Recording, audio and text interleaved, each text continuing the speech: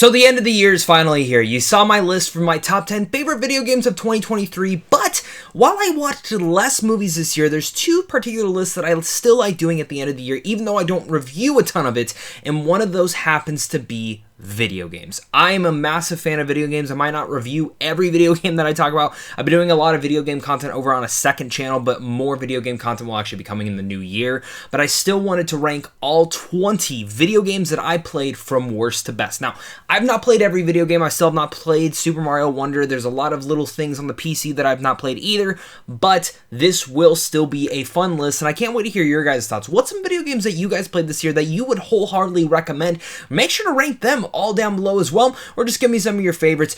And without further ado, let's get into this. Coming down at my number 20, just as a point of reference, I didn't beat all these games, but number 20 is Atomic Heart.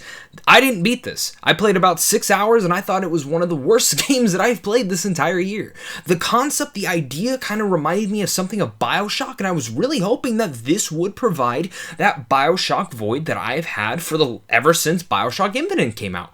And sadly, after playing the game, it's not good. In fact, it's very forgettable. The combat is awful. Again, the concept and the ideas are great, but I could not make it through this game due to just lack of execution on that combat. And I think if the combat was better, that probably would have gotten me through the game, but sadly it didn't, and I thought the main protagonist was absolutely a bore. At my number 19 is Destiny Lightfall. Now, there's been a lot of issues going on over at Bungie for the last couple of months, but I'm not going to here to focus on that. I'm focusing on Destiny itself and its brand new add-on that pretty much is re-energizes the brand new game. And this comes as someone who last year, my most played video game was Destiny.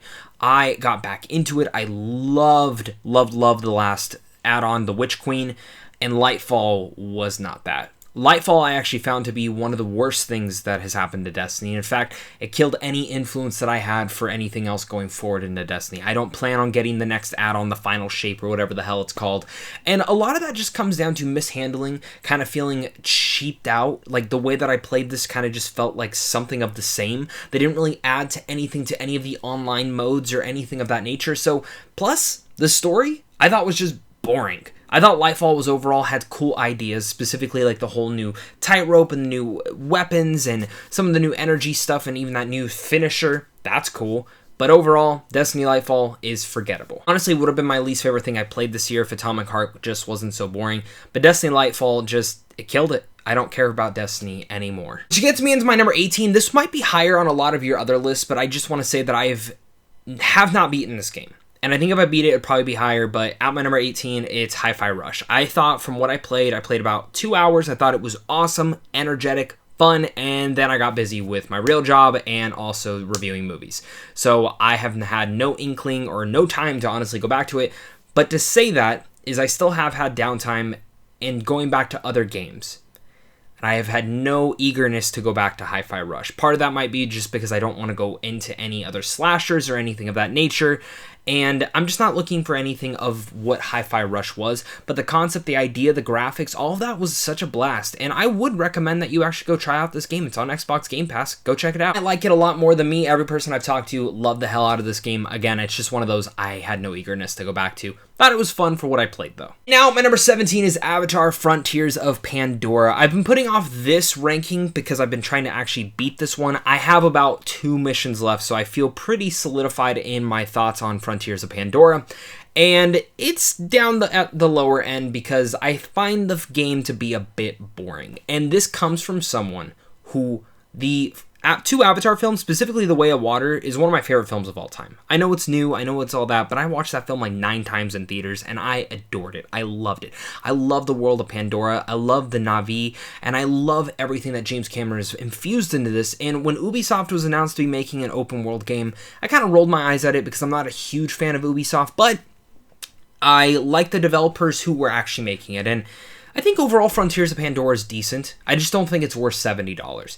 And I think the vision and I think the idea and what they actually clamor into Pandora is one of my favorite things. Like, the entirety of Pandora is really built in here. The open world, once you get the Ikran, the game just completely opens up. And that actually is when I started to really enjoy the game. Everything else, though, 3 things. It's very repetitive. It's very slow. And sometimes it's a little bit too immersive for a video game. That's just me. I love the world and the immersiveness of it, but some of the missions they have you do, the fact that I'm only 2 missions away from beating the story, and I really don't care about what's going on, I think they took a little bit too much time getting you into that. But it is a game that time will tell if I do find myself going back to it or wanting to explore more. I do like that I get more time in Pandora, but that's about it. Now, my number 16 is Modern Warfare 3, a game that is not worth the price, but I had gift cards and all that stuff, so I didn't really care what I was paying. I think I paid about $40. And I think that's the perfect price range for this. It very much feels more like an add-on to Modern Warfare 2, which was a big disappointment for me in the end of the day. I liked the campaign for that game, and I enjoyed the multiplayer, but there was no support other than that. And Modern Warfare 3 kind of feels like that support that we should have had about 6 months after Modern Warfare 2, but we're now finally getting. And I can't deny that it's a joy to go back and play some of these old school maps, because Modern Warfare 2, the original one, was my favorite and probably still is my favorite online shooter of all time due to nostalgia and in general just those maps, everything about that was peak Call of Duty for me. And Modern Warfare 3 brings back some of those capabilities. I still miss the way that the old guns and how the old movement used to feel. I'm still just not a fan of this new iteration of Call of Duty over the last like 6-7 years. It's just a little bit lackluster, but I like more of the arcadey type shooter that the original Call of Duty was. And Modern Warfare 3 multiplayer is good. Time will tell if they actually do support it. But campaign, I thought it was boring. I played about an hour of it and I couldn't get into it. Zombies, it's in the middle. I miss round-based stuff, but I think it's a new, unique thing. And Warzone I haven't even tried. But again, I enjoyed Modern Warfare 3. I probably put about like 25-30 hours into it, so I'm obviously having fun with it. Now, my number 15 is Final Fantasy 16, another game that I've not beaten, but I am about halfway through, and I enjoy it for what it is. I think it starts off way too damn slow and drastically slow, but it's one that I'm actually planning on in the new year, just starting completely over and heading right through it and giving my entirety to it all when it's not as busy for me. Because Final Fantasy 16, while I do think some of the characters are a tad bit boring, the combat is awesome, the graphics are stunning, I love this new world and location of Final Fantasy. I'm not completely sold on it being more linear and not RPG-like. That I think is a little bit different. Like, this feels more like Devil May Cry, which makes sense because of who the director of this game was, but I still can't deny that I love this new actual look to it. My only thing is the story has not completely sucked me in yet, but I'm hoping by the middle point of where I'm at that it starts to finally grab me. I'm starting to be a bit more intrigued about the characters. It's just a badass game and it deserves its spot in the middle. Brings me to my number 14, Super Mario RPG. I just have a delight with this game. I really enjoyed the original game for the Super Nintendo, and this remaster and remake, whatever you want to call it, is fantastic. It really hones in some of those and even has some of the weird quirks and dialogue that the original game had, such as Toad talking about a bazooka. Yes, it's that weird, but this RPG, it's simple, it's fun, I can hop in here and there and just go about leveling up and having a blast through the Mushroom Kingdom, and that's about all I wanted this game to be. My number 13 is Remnant II. Now, I never got into the first Remnant, but I am a fan of the Dark Souls-like-esque, and I wanted to jump into this more looter shooter RPG Dark Souls-like thing because it was randomly procedured and I wanted to enjoy it. Now, I have not played with other people. I've heard that's the way to actually play this game. I played it just on my own, and I thought it was fun for what it was. Have I beaten it? No, but I got pretty damn close, and I have a blast, and I'm still planning to go back through and beat it soon. I kind of hop in here and there to kind of just go in and play with my character and just run through some dungeons, and I think Remnant 2 is fun for that. If you're a fan of dungeon crawlers, this is the one to kind of play. My number 12 is Hogwarts Legacy. It's kind of crazy that Hogwarts Legacy actually came out in early 2023, and I almost forgot about it. Not because it's a boring game, but because it just feels like 2023 was such a long year, especially in the first half. And Hogwarts Legacy, for me, I found to just be exactly what I wanted. I wanted to attend the wizarding world of Hogwarts. I wanted to go to class. I wanted to have all those moments, and I wanted to get sorted into a house and absolutely have a blast. And honestly, I thought that was the best part about Hogwarts Legacy, was the immersive nature of it. Something that, of course, Avatar Frontiers of Pandora gave us, but I thought Hogwarts Legacy was exactly what I needed it to be. It didn't disappoint in any of those avenues. I actually found that the story was quite great. I liked some of the characters that you got to explore and have a nuance with, My only thing with the characters is I do kind of have a tad bit wish that they added maybe a romance or something of that nature, like to where maybe not a romance, but you could actually hang out with characters and go out and have like friendship time. Because when you watch the Harry Potter movies, the best part about that is seeing Hermione, Ron, and Harry all interact with one another. And part of me wishes we had a little bit more of that, less of the more serious moments with all the characters, but Hogwarts Legacy, it's about what I wanted. I liked the combat. I thought that was such an awesome blast, and I loved exploring all of Hogwarts, and it's one of those games that I've consistently thought about the Wizarding World all over again. My number 11, I think this game would be higher when I actually go back through it, because I got this game early from EA. Thank you, EA, for sending this over, and it was Star Wars Jedi Survivor. Now, I love Jedi Fallen Order. I thought that was fantastic, and it was such a fluid and incredible game, and it was very difficult. But Jedi Survivor was one of my most anticipated games for this year because I was so excited to see the next story of Cal Kestis. And story-wise, this is top-tier Star Wars.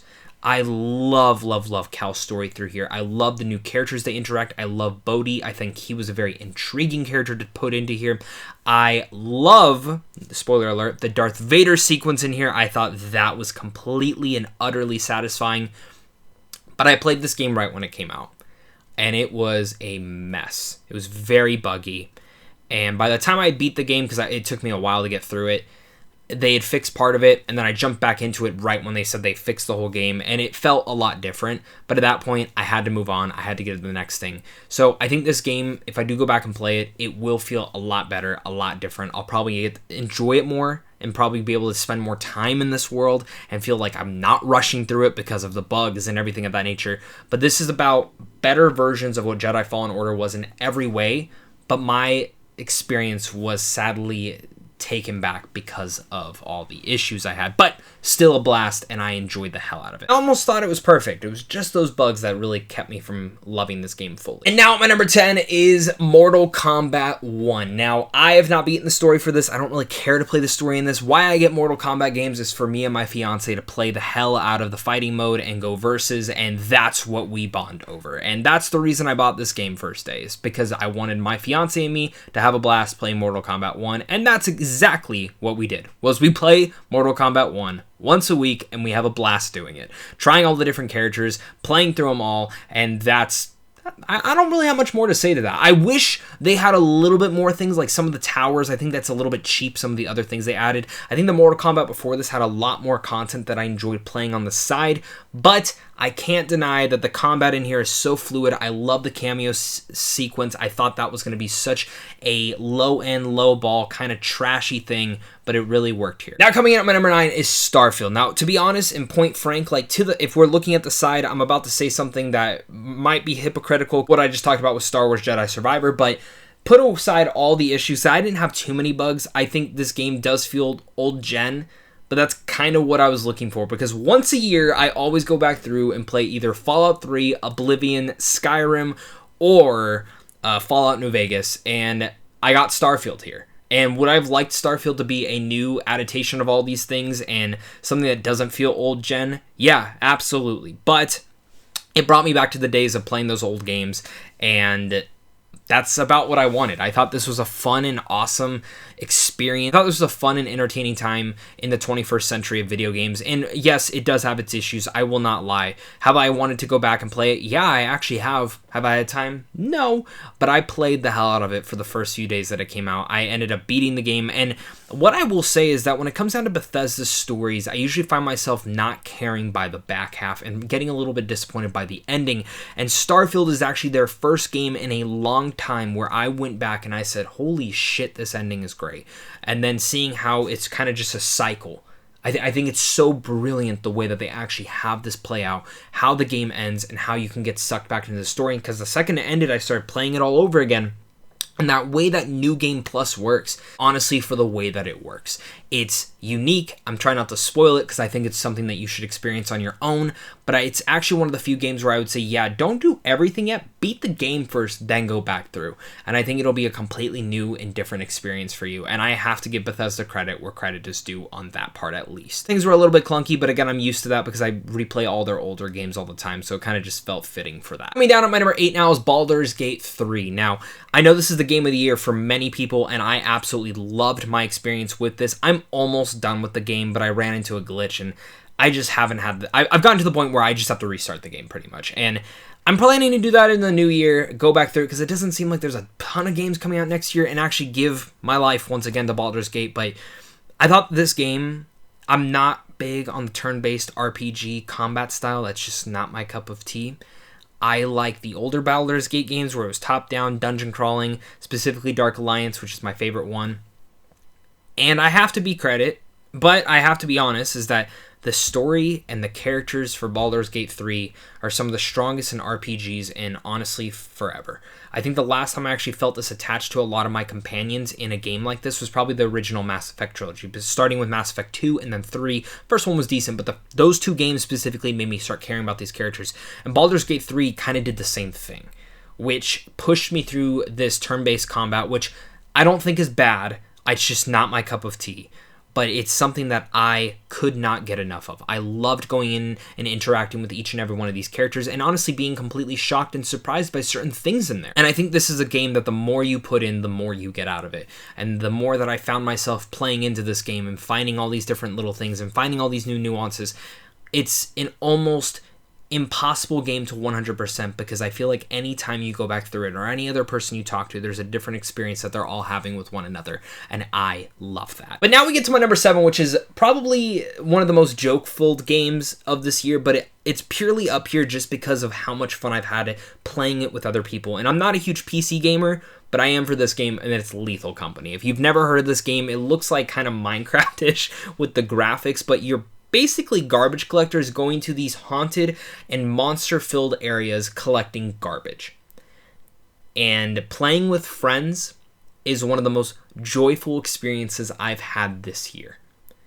And it's actually made me want to get a full-length gaming PC so I can play more games with my friends who are all PC gamers. But if you have not played Lethal Company or don't know what it is, look up clips of it. You'll probably laugh your ass off. You'll probably get jump scared, because I definitely scream playing this game, and I utterly have a blast playing it. There's nothing more to say to this, but every time I play it, it's a new experience and a new memory. A new gaming memory, I guess, with my friends. Coming in at my number 6, this was a toss-up. Honestly, 6 and up, I just kept moving these games back and forth through the last 3 to 4 weeks. But I settled on this as my number 6 is Resident Evil 4 Remake. Now, I utterly love this game, and I found it to be a flat-out perfect remake, but as well as I found it to be just a flat-out incredible experience. Resident Evil 4 was always my favorite Resident Evil game back in the day. It was the one that actually got me into the genre, as well as into this franchise. And knowing that they were going to remake, it was easily the one I was the most excited to see how they were going to adapt it. And they adapted it almost nearly, I mean, not even nearly. It is a perfect game. I loved what they were able to establish. It was one of the few Resident Evil games I planned to go back through and actually play through and beat through. And I think I've beaten the game 3 or 4 times now. I love doing speed runs. I love finding and seeing how powerful I can get on those second speed runs. And for me, Resident Evil 4 was just about what you could want as a fan of that original game, and I found it to be perfect. The reason I settled on this being lower is it's basically the original game, and I wanted to give newer titles that new shot of it. So, Resident Evil 4, it's awesome. If you haven't played it yet, you absolutely should. We get down to my number 5, and honestly, this was so tough. And I understand that there's a new ending out there for this game, but I have not gone out there and played it. But my number 5 is Alan Wake 2. The only reason this is not higher is I wasn't fully, not sold, but I wasn't fully in love with the ending of this game. I found it to be a bit open-ended. I understand they're probably going to do Control 2 or an Alan Wake 3 to tie all this all together. And I know also that there's add-ons.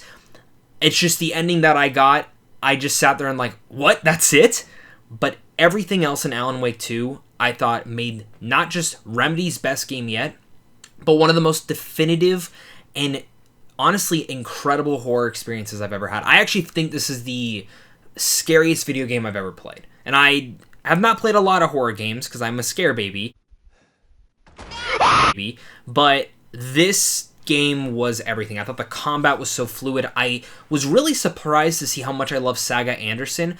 I was not excited for a new character in Alan Wake. When I come to play Alan Wake 2, I wanted to play as Alan Wake. And you do, but you have 2 different storylines that you're playing through, 2 different areas. And while everything with Alan Wake is probably some of the most horrifying stuff that you just play through and honestly got really under my skin, specifically all the death animations and just like when you die, like the sequence and the imagery you have to see just really disturbed me.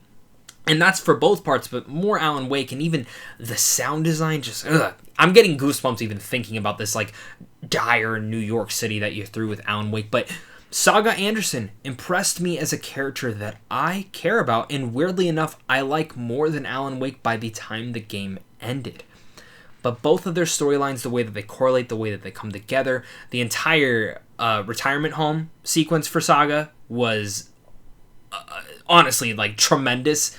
And the game just got better and better. Again, the crescendo of the ending, it didn't disappoint me. I just wanted more. I didn't want it to end, and maybe that's kind of the way that I'm feeling. Maybe I just need to replay it again, but I love Alan Wake 2. I beat it a couple weeks ago, and I still can't stop thinking about it. Specifically, the dance. Yeah, let's be honest. That dance level was awesome. My number 4 is Spider-Man 2. Now, I think this is probably the best comic book game that I've ever played. Yes, I understand you Arkham fans are probably going to scream at me against the door about that, but Spider-Man 2 was the definitive Spider-Man experience I wanted. And I said the same thing when I played the first Spider-Man game, and I utterly loved it. But this one just feels more fluid. It feels simple. I like the fact that they got rid of all the gadgets and just kind of made it more, again, toned down to what you have to choose at your fingertips, and also just the fact that you get to use the symbiote and all the surprises that come along with that. This is a game that utterly surprised me from every single end, and in the way that they tied into the Venom storyline to even other symbiote stuff. I actually did a full review of this on my channel, but I highly recommend you go check it out because I do go in very deep to it. But as a comic book fan, and as a Spider-Man fan, he's my favorite superhero of all time, and Venom is one of my favorite villains and just comic book characters of all time as well. I think Insomniac executed this greatly, and I think this is one of their best games yet. I just cannot believe some of the stuff that happens in this, some of the twists and turns, and the way that they actually bring about this. My only thing that I actually wanted is just the game to be a little bit longer. But other than that, I thought it was a rockin' badass time, and I can't wait to see what they do next in this world. We get down to my number 3. Now, my number 3 is a little bit of a cheat. Now, it is a DLC technically, but they released it alongside a brand new version of the game. And I know some people will be like, but Resident Evil 4, you just said you didn't put higher because it was a remake. Yeah. But this literally felt like a brand new game. And I've been a fan of this since day one, and I just want to talk about it a little bit more. And my number 3 is Cyberpunk 2.0, and specifically the Phantom Liberty DLC. This is game-changing. When I say game-changing, I legit mean game-changing. Like, the way that they actually brought this DLC in, because this add-on in general is more emotional than anything else that the actual game story did. And while I do love the latest update they did that makes you actually be able to hang out with your romances and actually go on dates with them, that was phenomenal because Pan Am is an incredible character and I love what they were able to do that, and that's one of the most emotional parts about it. But there's something about this that the DLC adds another layer to the entire Cyberpunk story and V storyline and Johnny Silverhand's storyline that I wasn't expecting. And what that is the fact that it gives you two sides to very much go down a path on, and neither one is really right or wrong. And usually I'm the type that's like, well, I'm going to pick the best ending that's probably going to get me the best rewards in the end, but this is actually one of the few where I'm like, no, I'm going to pick the ending that's best for which character I care about. And I instantly cared about both characters that you kind of have to choose a side on. And it's devastating for the choices they have to make. I love the new area of Dogtown, and I love all the new stuff that they do with the skill tree, the combat. It feels fluid, and this feels basically like the game that should have been released 3-4 years ago.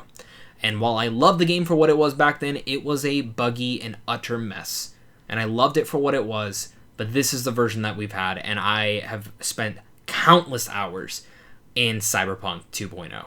And I have spent countless hours in Phantom Liberty, and this has been one of my favorite gaming experiences of all year long. I'm so happy CD Projekt Red really brought this game and took the time to fix it and win back its fans. And I think I understand, like, if you're just like, I'm not going back to that, but I would also say you should go back and give it a shot. I think you might be surprised by how much you love it. Getting into my number 2 is Legend of Zelda Tears of the Kingdom. This was just honestly, it proved me wrong. And I say it proved me wrong because Breath of the Wild I thought was an incredible gaming experience. It was one of my favorite Nintendo games of all time. It wasn't my favorite Zelda game, but it's up there in my top 10, at least for Nintendo games. I mean, a lot of the Zelda games are incredible. But I got a little bit disappointed seeing that they were just gonna do a sequel to Breath of the Wild. I was kind of over that. I wanted to do a new experience with The Legend of Zelda, which I'm happy to think, and it's been rumored and very much discussed that the next game will be not a sequel to this, it'll be a completely new thing. That's exactly what I want, because I love when the Zelda games, you get this one, you get Wind Waker, and then you get Twilight Princess. I'm like, that shit's cool to me. But what I love about Tears of the Kingdom is it proved me wrong. This was like the definitive version of what Breath of the Wild should have been, and I'll be honest, I probably will never go back and play Breath of the Wild, because everything that's in Breath of the Wild is in Tears of the Kingdom, but it's just 10 times better. I love the combat in this a little bit more. I love all the new mechanics you get. It's really like unique, all the new abilities that you also get in here. But alongside that, I actually found that the story in here and the characters you kind of go through, while it again kind of has the same plot, feels a little bit more intertwined and emotional for what I need to do. And I actually like exploring the three different levels of Hyrule: underground, on the surface, and of course in the air. I just think that this is the definitive experience of what the developers wanted to give us when Breath of the Wild came out, and they figured out how to do it in Tears of the Kingdom, and I utterly loved it. It's one of those games that I really just look at, and you've probably heard me say utterly loved it quite a few times, because a lot of these games I think this is actually one of the best years for gaming in a long time. My number one of the year is my most played game of this entire year, and a lot of it comes down to nostalgia, a lot of it comes down to how much I love this franchise, and that is Diablo IV. Now, this is not going to be for everyone. I know a lot of people probably have this a little bit lower on their list, in the middle of their list, and I'm not going to lie about, if you would have had me do this list around August, September, I probably would have had this at my number 4 or 5, even if it still was my most played game of the year. But it's the one I've gone back to once a week to just play, grind, do a dungeon, level my character up, make a new character. And while I haven't been sold on the seasonal stuff and the stories that they keep adding in between, it's still a blast for me to go back through and just pick a dungeon and go through and destroy. It's satisfying to me. And I also really love the latest update they did is kind of what pushed this to my number 1, to be completely honest with you all. And that update made it easier to level up, made new enemies, new bosses, and it just kind of satisfied exactly what I wanted it to do. And that's all I need to keep doing, is just adding these little things to breathe quality of life into here. And I think Diablo IV could end up turning out to be what World of Warcraft is for many people still out there. An expansive game that is absolutely live service, but supported to a certain extent that keeps people coming back. And we have an add-on coming out for Diablo IV next year. It's probably my most anticipated thing for anything gaming as of right now for next year, but this is what I wanted Diablo 4 to be. It surprised me. Diablo 3 disappointed me. My favorite Diablo game at this point was Diablo 2, but I think I'm ready to say Diablo 4 is my favorite, and that says a lot because I played Diablo 2 ever since I was like 5. Which probably not a good age to start that game out, but I have great memories with my dad with that. In fact, my dad just got a PS5, and one of the first games he got was Diablo 4, and I'm very excited to start playing that with him now. So, Diablo 4, number 1, best game of the year for me. Loved everything about it. The story was a little bit forgettable. I didn't give a shit. I just love playing and getting that satisfying feeling going through dungeons and murdering people and playing the Necromancer and rising your army to be the best. My ranking of every video game I played in 2023. Let me know down below what your guys' ranking is. Do you disagree with mine? Do you agree with mine? What games would you have shifted around? What games did I miss playing this year? Please let me know down below. And of course, until next time, stay classy.